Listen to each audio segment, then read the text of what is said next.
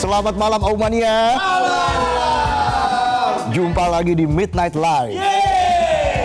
Hari ini 31 Juli adalah hari ulang tahun Harry Potter. Harry Potter ulang tahun. Penyihir paling top dari Hogwarts. Tapi untung setting novel dan filmnya di Inggris. Kenapa tuh? Coba kalau di Indonesia. Harry Potter kalah sakti, minder, pensiun dini. Karena Kalah sama koruptor. Nggak pakai mantra, anggaran hilang. Nggak pakai tongkat, proyek fiktif jalan. ngeri. Jadi tersangka masih bisa bebas. Nggak pakai sapu terbang, saking saktinya Voldemort sama Dumbledore langsung akur sungkem sama koruptor. Bisa aja saya. Gimana penonton akhir bulan, semangat kan? Kalau kerja harus semangat. Jangan kelamaan nganggur, diblokir loh. Ya udah, kita langsung aja, kita mulai. Inilah Midnight Live.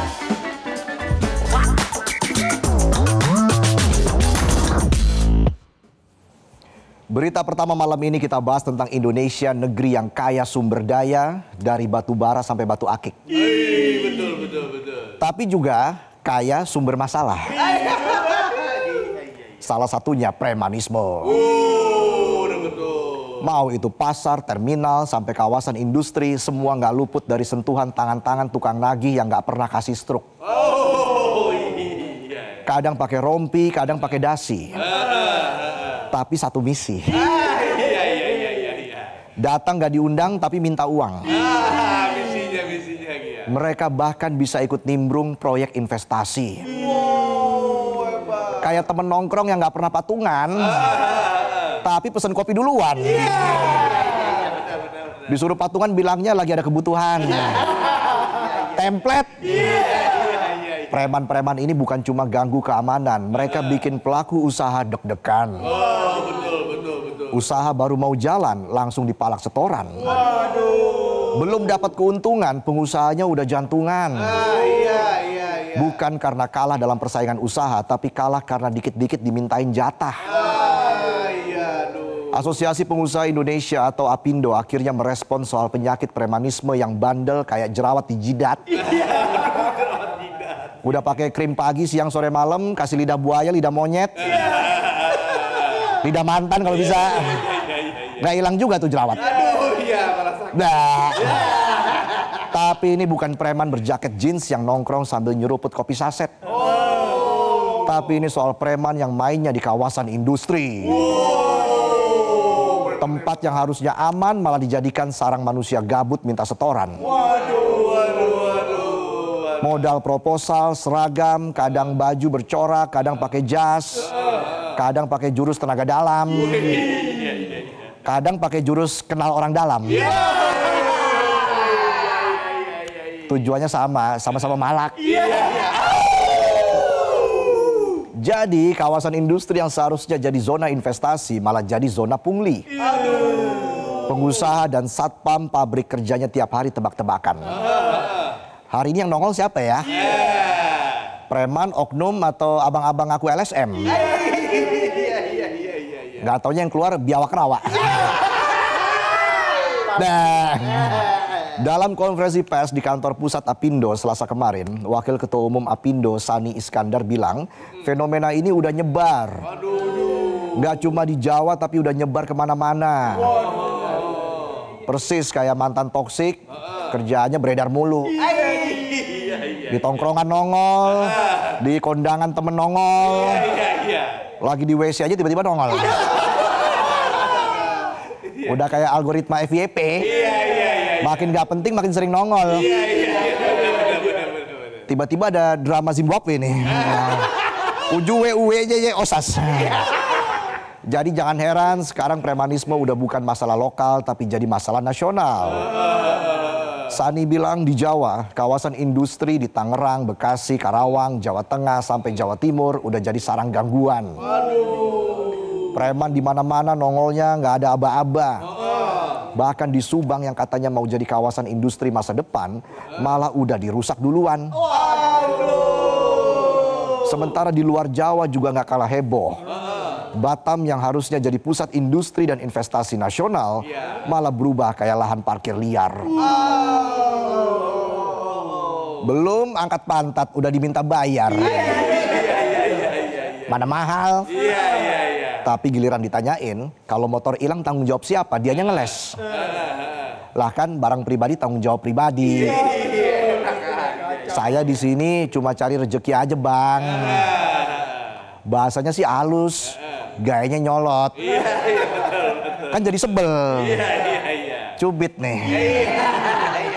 Menurut Sani, gangguan keamanan model begini nggak muncul tiba-tiba. Kayak gebetan yang tiba-tiba update WA tengah malam. Jelas bukan iseng tuh ya. Ada maksud.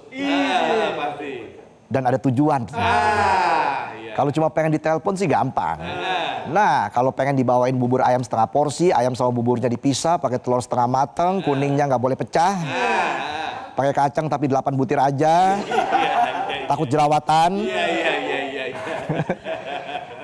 Geneup ul. Puyeng lu. Udah muter nyari, pas dimakan buburnya diaduk. Ngapain tadi requestnya pisah-pisah, Bambang?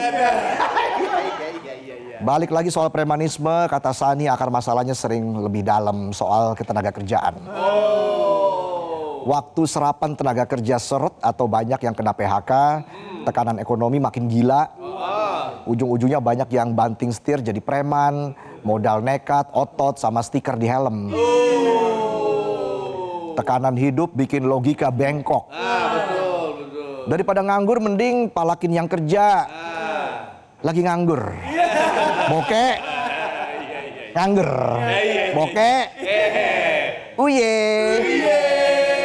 Sayangnya penindakan aparat masih belum maksimal. Masih bersifat musiman. Hari ini dirazia, besok premannya libur hilang. Minggu depan razia nggak ada, premannya nongol lagi. Preman-preman ini punya jam kerja fleksibel. Shift pagi kalau nggak ada razia, shift sore kalau lagi ada razia, kalah penonton. Shiftnya pagi, siang, sore, malam. Tapi tetap semangat ya. Jangan nganggur. Nanti diambil negara. Yang lebih bahaya, kata Sani, kerugian dari premanisme tuh nggak cuma bikin pusing pengusaha yang udah jalan, tapi juga bikin kabur calon investor yang baru niat nyemplung. Betul. Ngurus izin aja ribet. Masa harus ngasih upeti? Ini juga dikuatin sama analis kebijakan ekonomi Apindo, Ajib Hamdani. Dia bilang premanisme itu bukan cuma masalah keamanan, tapi masalah ongkos yang ngabisin cuan, namun nggak bikin pertumbuhan. Preman-preman ini ikut nimbrung di rantai distribusi dan konsumsi. Tapi kontribusinya nggak cuma nihil tapi minus. Coba bayangin, lo cuma pengen beli ciki buat anak harganya 1.500 di minimarket. Tapi kudu bayar parkir motor 2.000 misalnya. Ke abang-abang yang tiba-tiba muncul pas lo mundurin motor.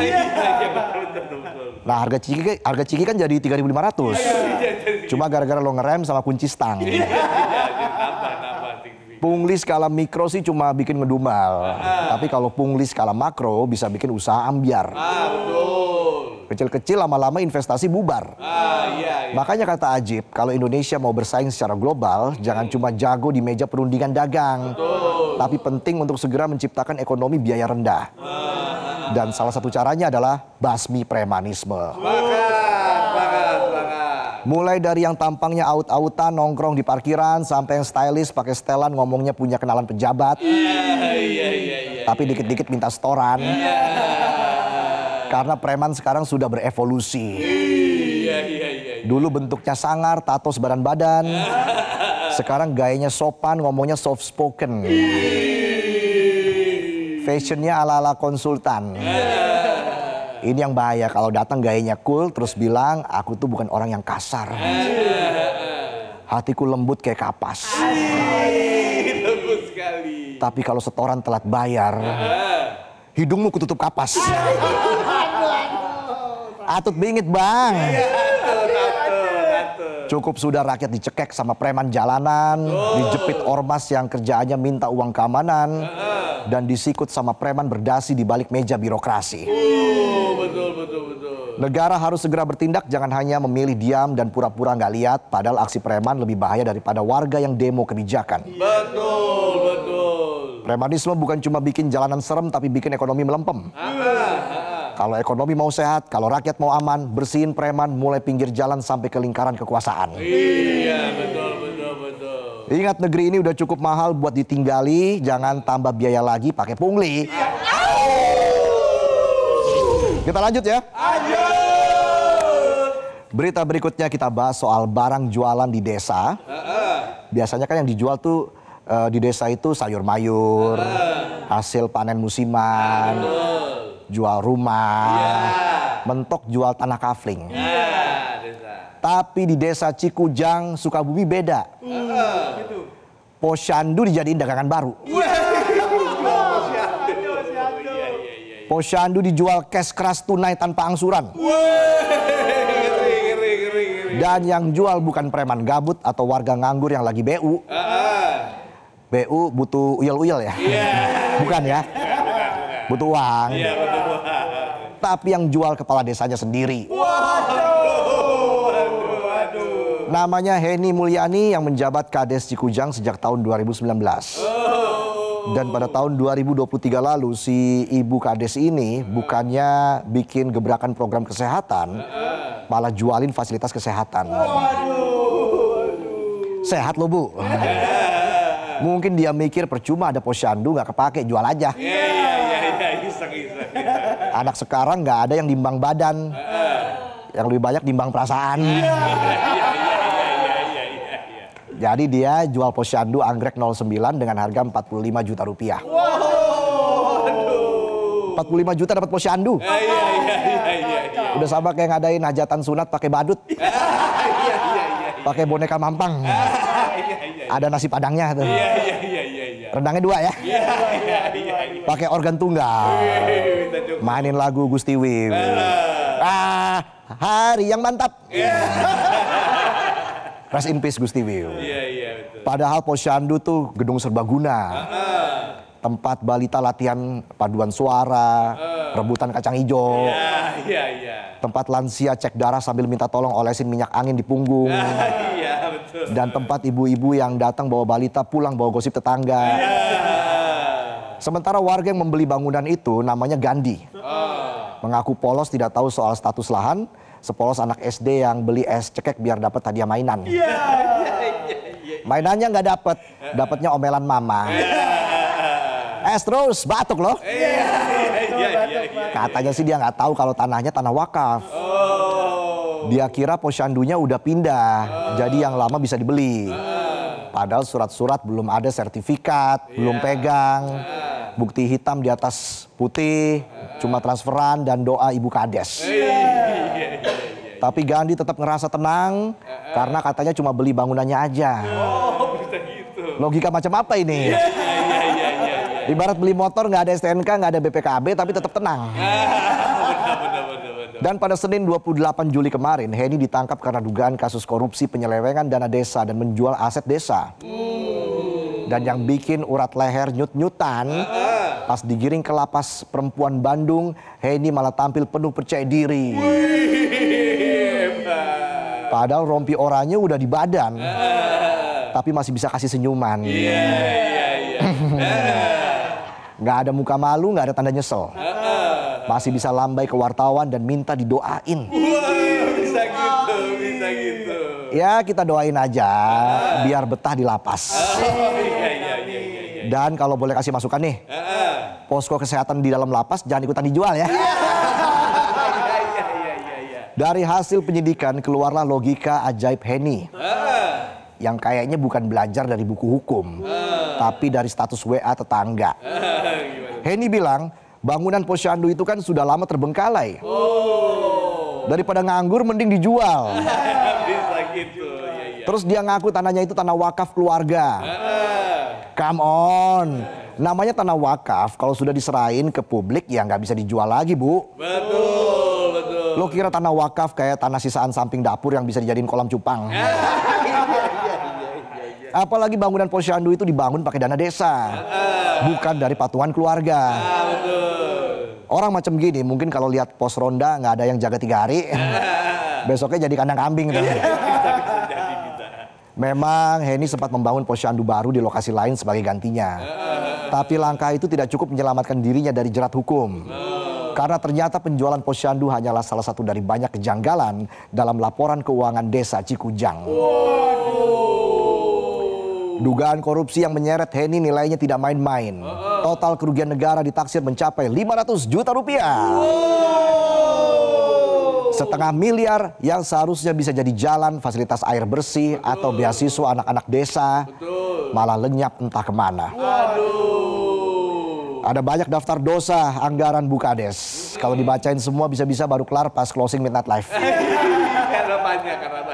Banyak kan tuh, panjang banget. Iya. Tapi biar kebayang betapa semrawutnya laporan keuangannya, mari kita intip beberapa yang nilainya dan alurnya bikin kepala puyeng, kuping panas, mata keder, dagu nikung.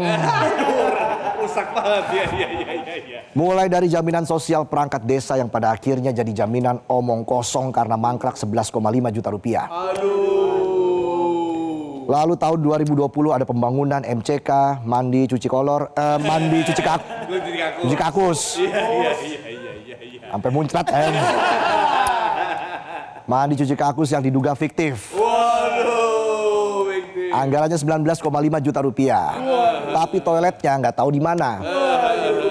Kemudian ada juga pembangunan saluran irigasi yang selisih 127 juta rupiah dari rencana anggaran biaya. Airnya sih ngilir lagi. Ngalir.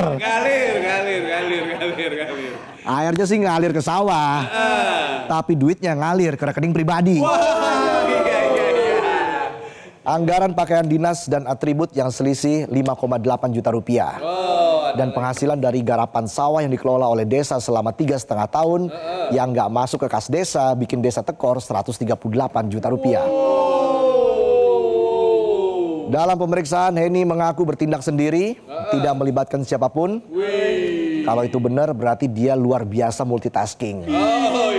Multifungsi ya, multiguna. Kepala desa iya, bendara iya, kontraktor iya, notaris iya, akuntan juga iya. Rangkap. Jadi dijabu saya. Uye. Ironisnya duit yang seharusnya buat bangun desa malah dipakai buat bangun kekayaan sendiri. Desa yang mestinya dijaga malah jual murah. Sekarang tinggal nunggu bagaimana nanti di pengadilan. Semoga hukumnya bisa tegas, adil, dan setimpal dengan tindakan Bukades. Jangan sampai hukum kalah sama senyum. Jadi pemimpin itu bukan soal duduk di kursi paling depan, tapi soal tanggung jawab dan kepercayaan. Dan kepercayaan rakyat kalau udah retak, gak cukup direnov ulang pakai dana desa. Buat para pejabat, ingat uang rakyat bukan buat sejahterakan pejabat, tapi buat memperbaiki kualitas hidup rakyat. Itulah sajian pembuka kami di Midnight Live. Kita masih punya informasi menarik lainnya, tetaplah di Midnight Live.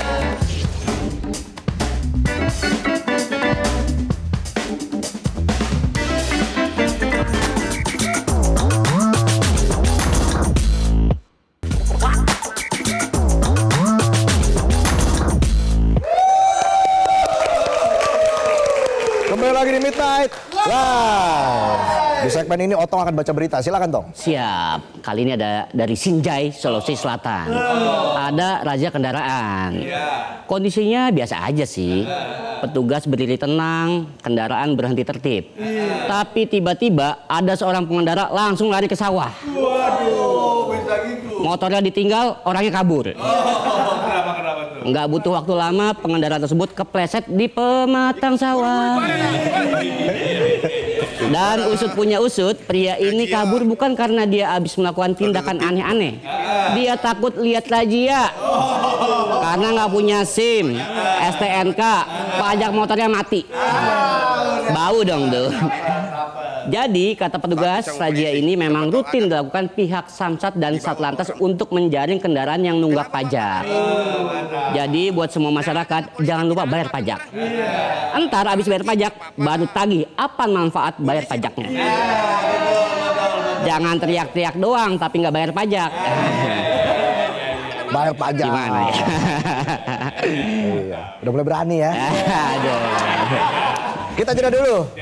Usai jeda kita punya Come On. Ada Aumania dari Jerman. Jauh-jauh ke Midnight Live. Usai jeda tetaplah di Midnight Live.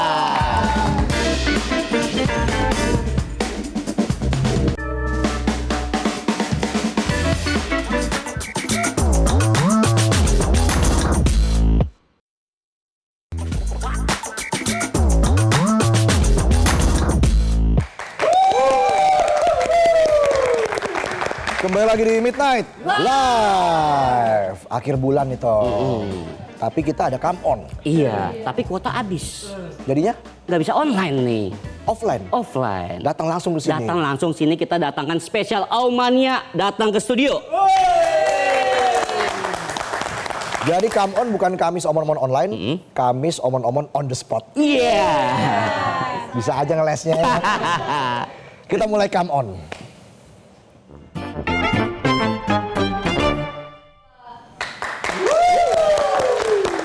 Langsung aja kita panggil Mas Hendrawan dan Mbak Irma.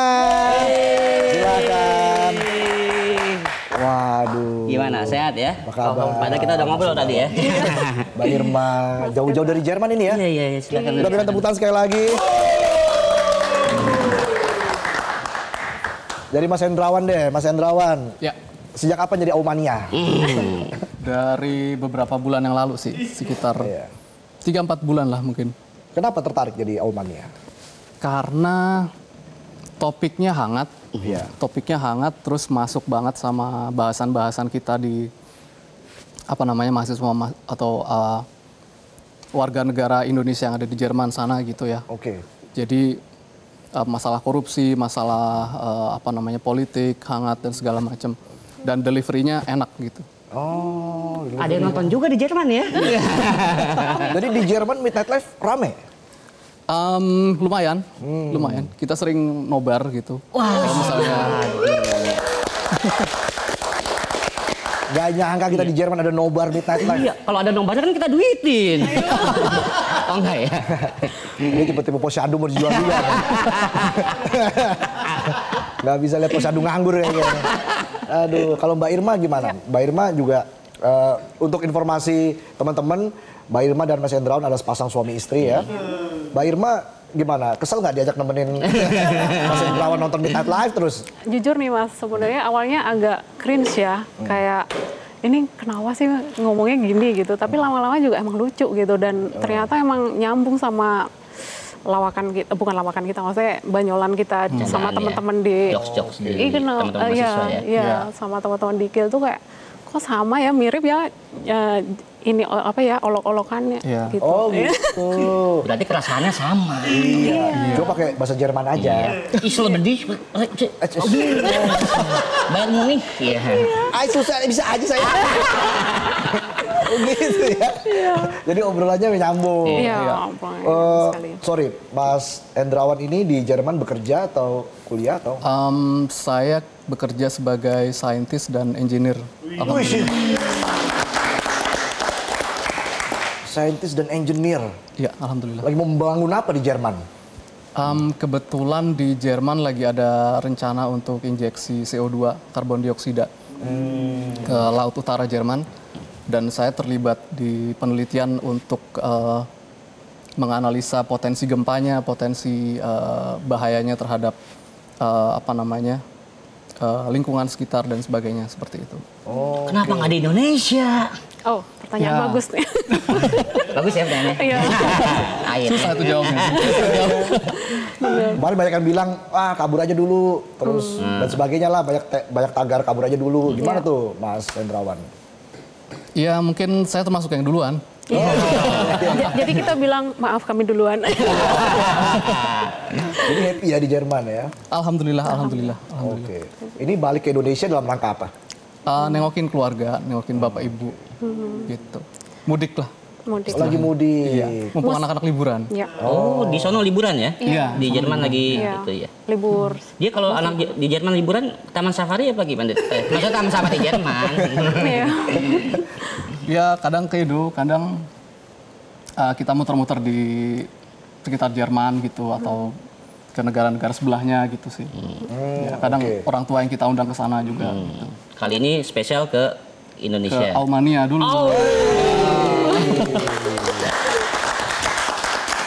Di Jerman tuh pendidikan anak mahal nggak? Di sana gratis. Gratis. Mulai dari SD sampai kuliah gratis. Ya. Bisa Saya dibilang jarang dengar kata-kata gratis. Jadi kaget saya nih. Iya. Makan siangnya gratis juga dong. Oh enggak Iya, dong. iya. Enggak, yang bayar kalau setahu saya hanya anak TK aja gitu. Karena kan memang belum wajib untuk Iya. pendidikan TK, jadi emang harus bayar. Jadi macam daycare di sana Iya. kalau TK. Sampai kuliah gratis. Kalau kuliah itu ada semesteran tapi mungkin kalau dirupiahkan sekitar 4 atau 5 juta lah. Satu semester ya. Terus semester maksimal 5 juta. Iya, sekitar segitu. Tergantung Masih jurusan ya. Terjangkau lah ya. Iya. Iya. Kalau gajinya euro kan luar biasa kan. Apalagi kalau ke Indonesia. Waduh. Berapa gak? Enggak. Nggak usah. Terlalu pribadi itu, terlalu pribadi. Gaji saya. Ada 20 juta mas. Lebih lah ya. Lebih ya.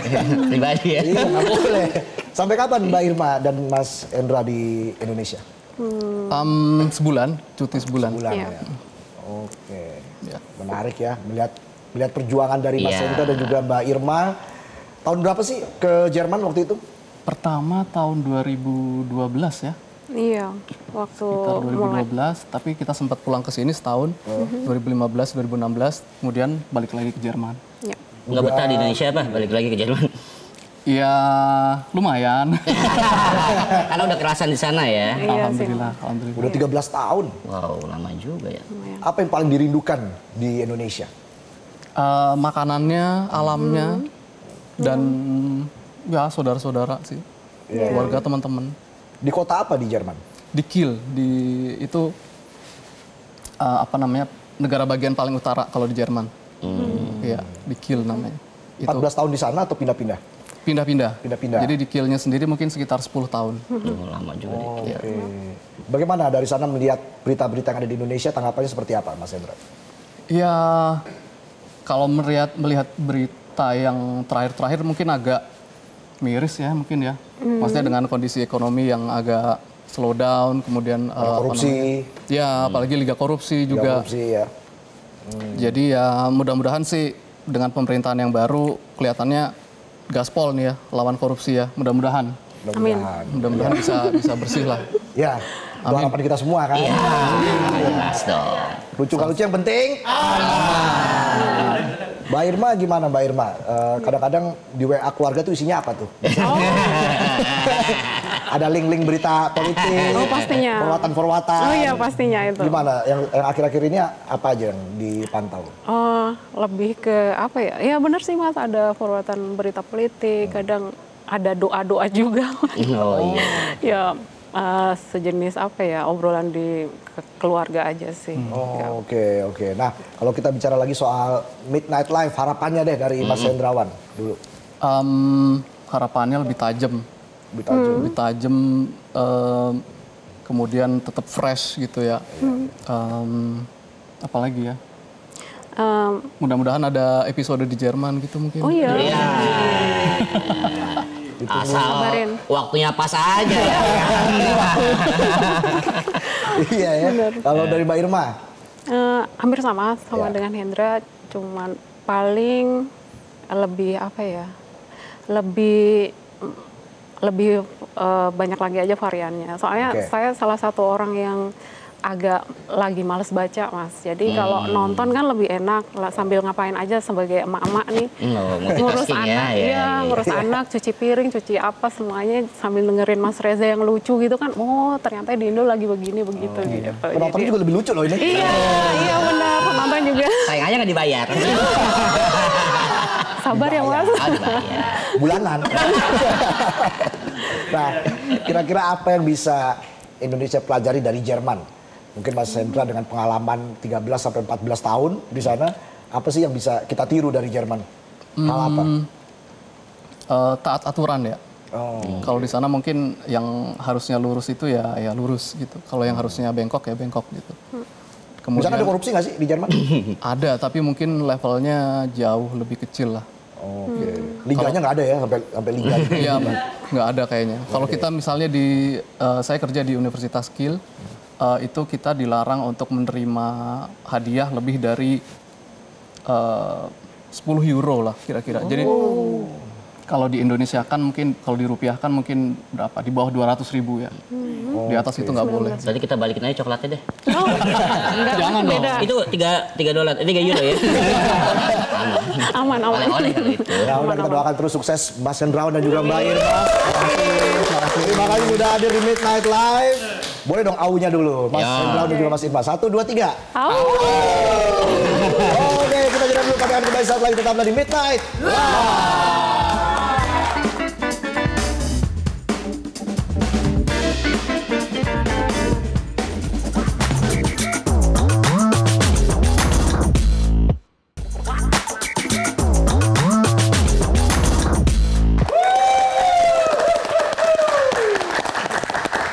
Kembali lagi di Midnight Live. Keren banget, Tong. Ya, tiada hari tanpa party, bro.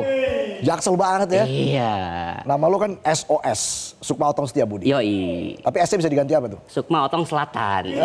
Karena gue kalau party pasti daerah selatan. Oke. Senopati, Kemang, Bekasi Selatan. Oh iya. Ya rumah gua kan di Bekasi Selatan, Iya. di Cikunir. SOS sisa on semalam ya.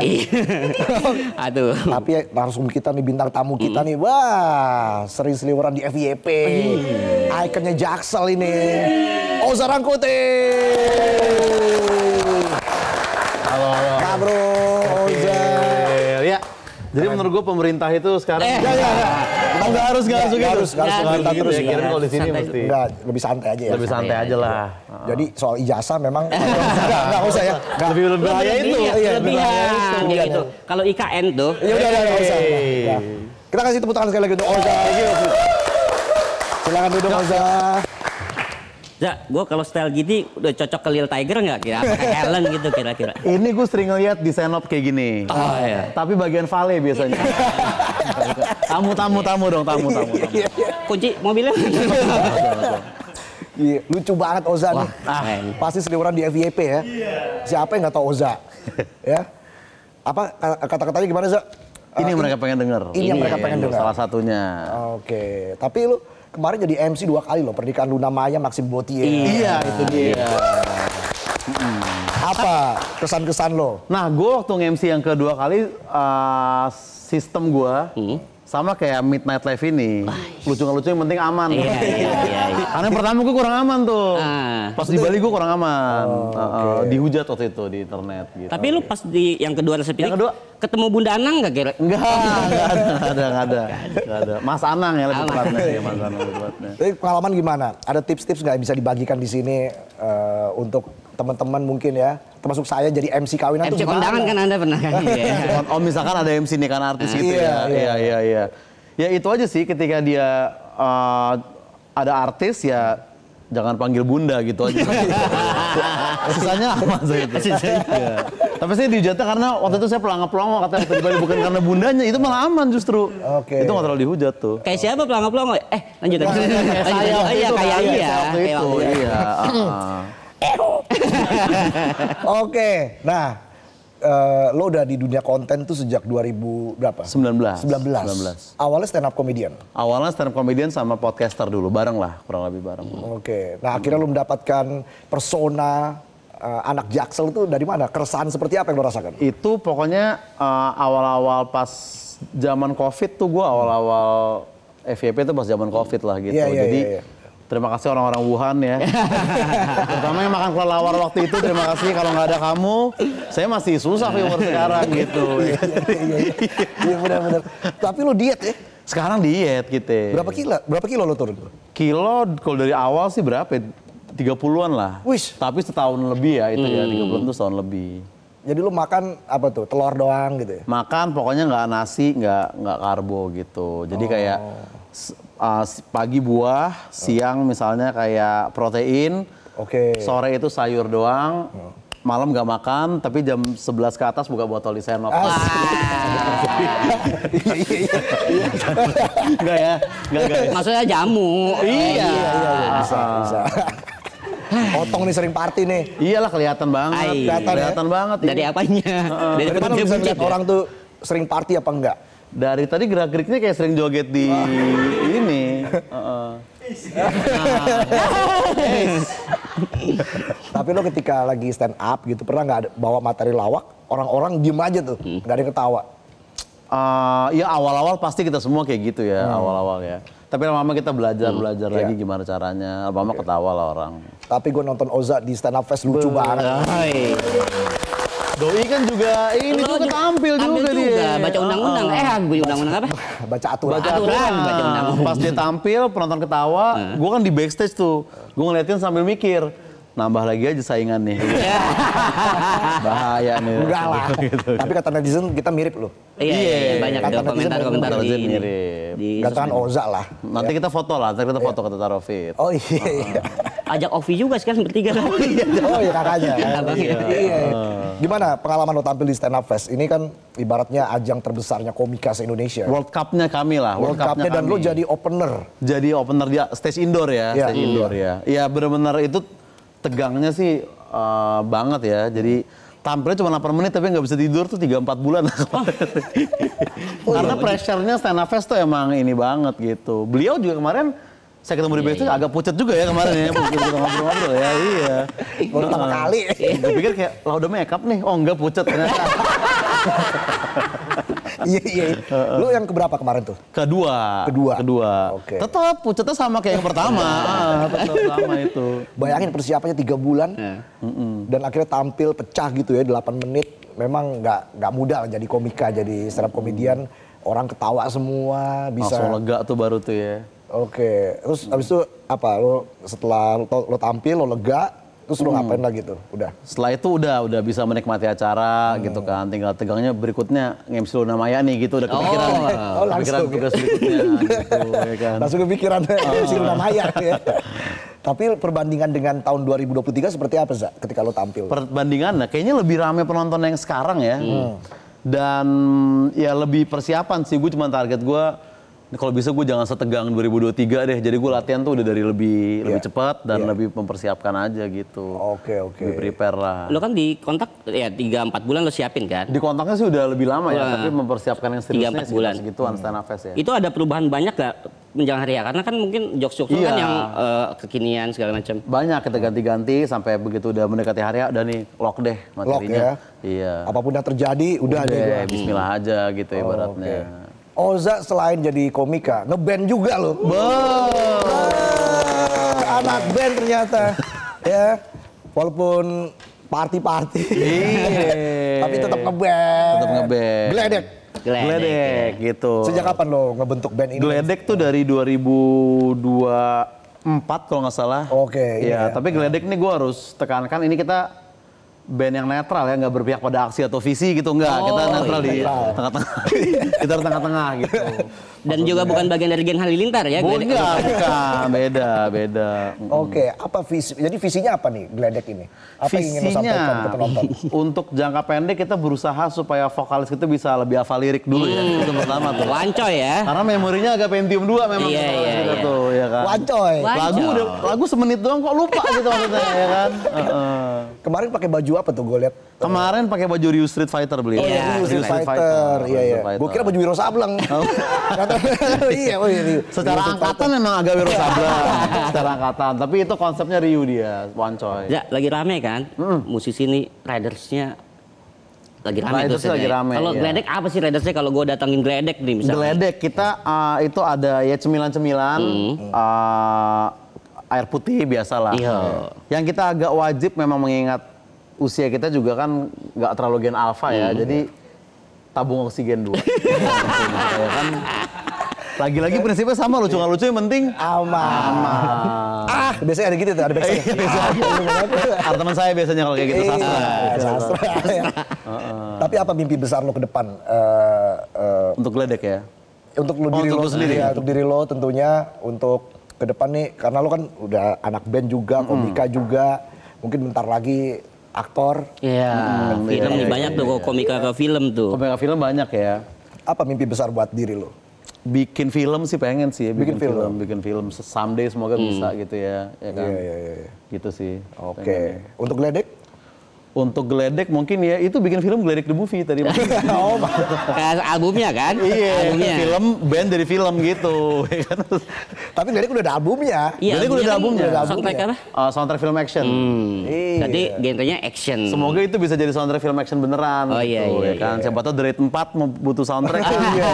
Cocok loh, cocok. Iya, begitu Mad Dog masuk lagu kita tuh. Nah, itu harapannya. Harapannya begitu. John Wick 5 katanya mau di. John Wick 5 boleh, John Wick 5. Apa pesan-pesan lo buat anak-anak Gen Z saat ini yang mungkin lagi hilang arah? Anak Gen Z ya. Iya. Iya. Ini mungkin gue kepada Gen Z yang Instagram dan TikTok nih, gue mungkin singkat aja tapi tolong dipikirin gitu ya. Gue lebih ke kayak perbanyak pedal, kurangin kadel lah. Itu ya.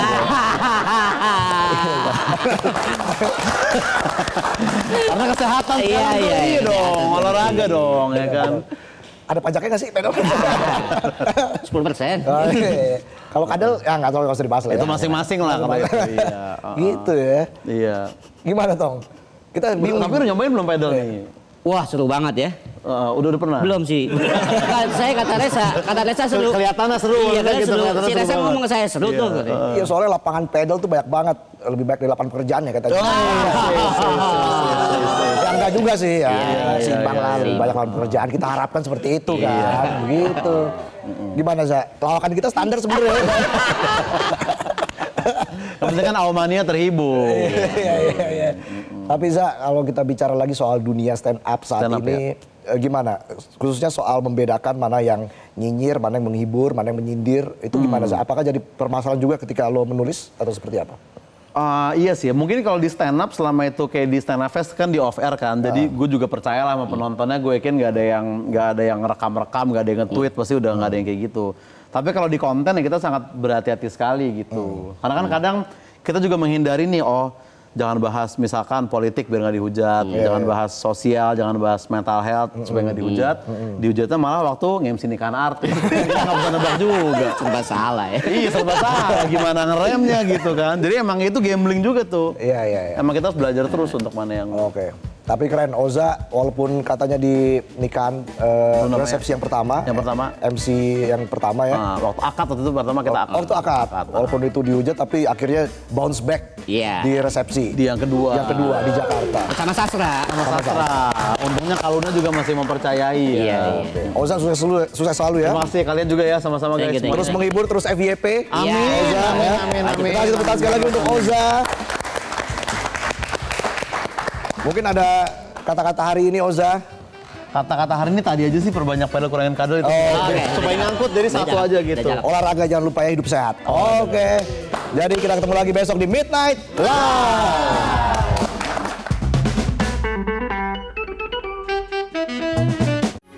Metro TV. Jelajahi cara baru mendapatkan informasi. Download Metro TV Extend sekarang.